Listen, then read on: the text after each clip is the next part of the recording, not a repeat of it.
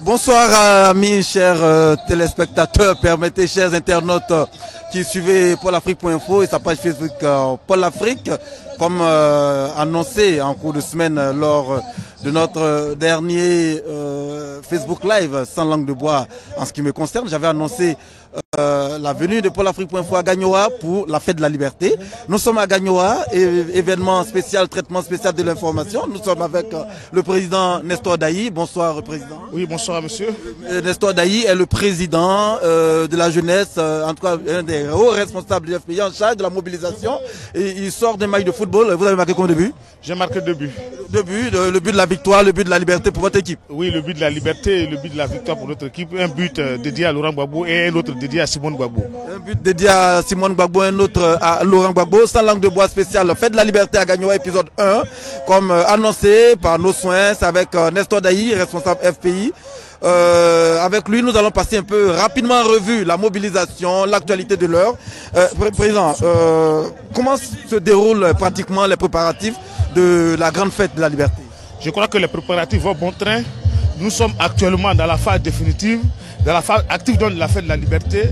Le programme se déroule comme il s'était donc établi dès le départ. Nous sommes donc aux festivités. Nous venons de finir le grand match de football, le match des galas, qui a opposé la direction du parti à la fédération FPI des Gagnoa.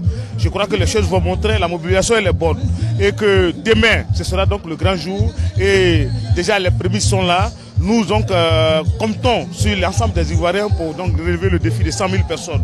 Ce soir, nous avons fini le match de football. Les autres activités socio-culturelles se poursuivent. À partir de 22h, ce sera le conseil géant de la liberté qui ira jusqu'à l'aube. D'accord. Au moment où vous venez de terminer la rencontre, la mobilisation, on voit les délégations qui arrivent. Les délégations arrivent ici nombreuses. Quel est l'état d'esprit de tous ces militants qui se retrouvent à Gagnoa aujourd'hui pour célébrer cette fête de la liberté?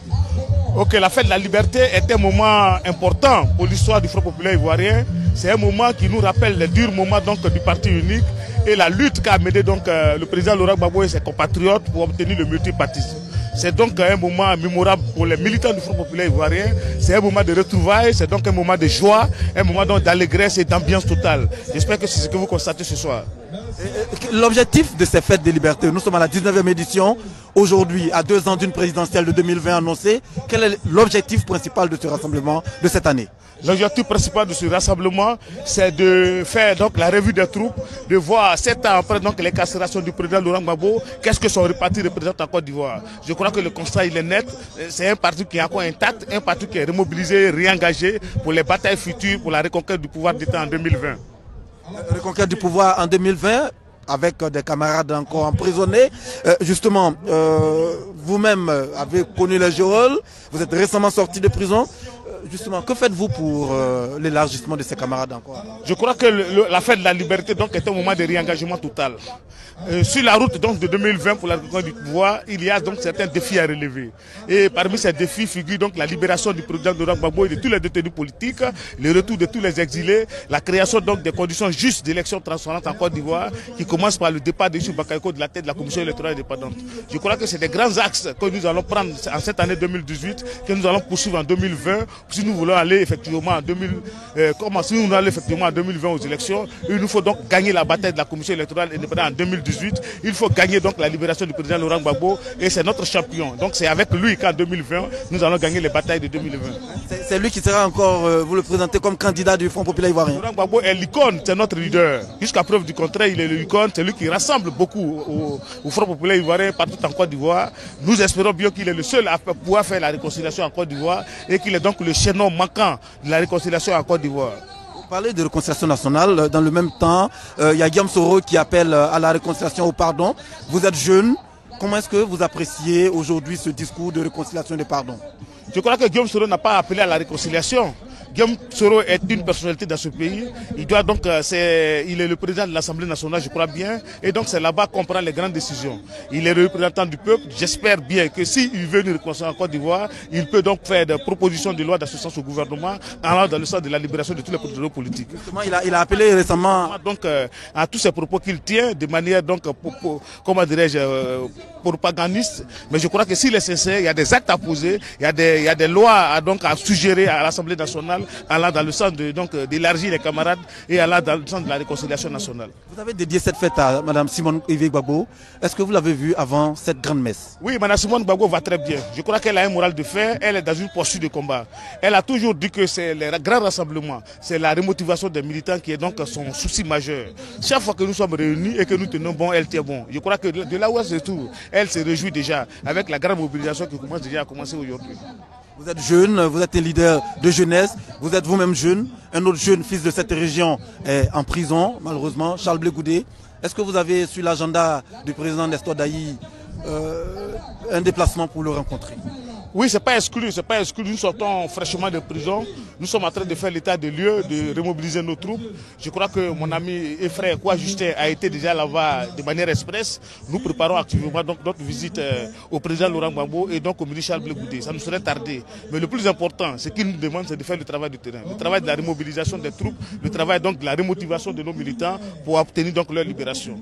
Sinon, à n'importe quel moment, je pourrais donc effectuer au nom de la jeunesse du Front populaire ivoirien, au nom de la jeunesse du Côte d'Ivoire, je pourrais donc saluer Blé Goudé de manière fraternelle dans les jours à venir. Hier, vendredi, le monde entier à l'international a été marqué par un grand événement. Vous avez suivi, je sais que vous étiez très pris à l'organisation, mais vous avez dû suivre un peu l'actualité. La poignée de main historique entre les deux présidents coréens, le président nord- et sud-coréen. Qu'est-ce que cela vous a inspiré? Je crois que cela nous a inspiré donc le levage des clivages à travers donc les blocs qui s'affrontent dans le monde. Je crois qu'il y a de l'espoir. Il y a juste de l'espoir pour les États africains et pour les chefs d'État africains qui doivent donc comprendre que c'est dans l'intérêt et dans l'union de leurs États que le développement donc peut véritablement venir. L'intérêt, l'espoir, vous avez employé des mots forts. Est-ce que cet espoir aussi se nourrit au Front populaire ivoirien? Un parti aujourd'hui scindé en deux, il faut le dire tout net. Vous avez des camarades qui annoncent pour le 12 mai prochain une autre fête de la liberté. Est-ce que d'ici peu, on pourra voir la poignée de main historique entre Aboudraman Sangaré et Afinguessan? Je voulais tout de suite préciser que le Front populaire ivoirien n'est pas divisé. Nous sommes un parti donc... le parti a été confié depuis 2015 au président Laurent Gbagbo et le président Sangaré Aboudraman en assure l'intérim. Nous sommes un parti plus que jamais fort. Vous savez que c'est un processus qui a été difficile pour nous. Les impérialistes représentés en Côte d'Ivoire par Alassane Ouattara voulaient donc s'approprier de notre parti pour qu'il soit dominé, pour qu'il soit donc un parti qui puisse s'agenouiller et qui puisse faire la courbette devant donc le pouvoir et partant devant donc les colons. C'est ce que nous avons refusé. C'est ce que nous avons compris tôt et que nous avons refusé. Nous avons donc arraché notre parti au congrès de 2015 des griffes donc des prédateurs, des griffes donc des impérialistes. Ça nous a fallu ce que ça nous a valu. Nous sommes allés en prison pour cela. Dano Guégué, Daï Nestor, Kwa Justin, Hubert Olaï, et aujourd'hui Yasso Adouye encore. Je crois que c'est une lutte de démarcation que nous avons menée. C'est un combat de démarcation. Afinguessan et nous ne sommes plus du même parti politique. Nous ne sommes plus sur la même longueur d'onde. Nous ne partageons donc plus la même idéologie. Nous sommes pour une opposition de front. Nous sommes pour une position responsable. Je crois que nous avons engagé nos militants dans ce sens. Aujourd'hui, nous avons pris du temps pour expliquer à nos militants donc, la ligne de notre parti, la ligne incarnée par le président Laurent Gbagbo. Nos troupes sont plus que jamais convaincues, elles sont déterminées. Il n'y a plus de doute dans les esprits de nos militants. Nous sommes engagés résolument vers 2020. Avec nos amis, nos partenaires qui partagent avec nous l'idée donc, de la souveraineté, l'idée de l'indépendance vraie, ceux qui ont pour référent politique le président Laurent Gbagbo. Merci. Ok, nous étions avec le président Nestor Dailly. Avec lui, on a planté le décor de la fête de la liberté ici à Gagnoa. Nous sommes dans le village de Onibabré. Il a lancé un appel à ses camarades à la mobilisation. Il a rassuré ceux qui encore sont dans le doute que le FPI était parti assez fort. Donc la fête continue ce soir, c'est bien ça? Merci bien, la fête continue ce soir. Tout à l'heure, ce sera le concert géant, un concert inédit avec tous les artistes patriotes de la Côte d'Ivoire qui sont venus de partout et qui vont donc égayer les militants jusqu'au petit matin. Que Dieu nous bénisse, que Dieu bénisse la Côte d'Ivoire. Le programme de demain matin, c'est quoi déjà? Demain matin à 8 h, il y aura la mise en place pour le géant défilé de la liberté où toutes les fédérations de Côte d'Ivoire vont passer en revue donc devant le président du parti Aboudraman Sangaré. Vous verrez que le FPI est intact. Vous verrez à cette occasion que nous sommes une machine forte. Nous aurons une démonstration de force demain matin à partir de 8 h.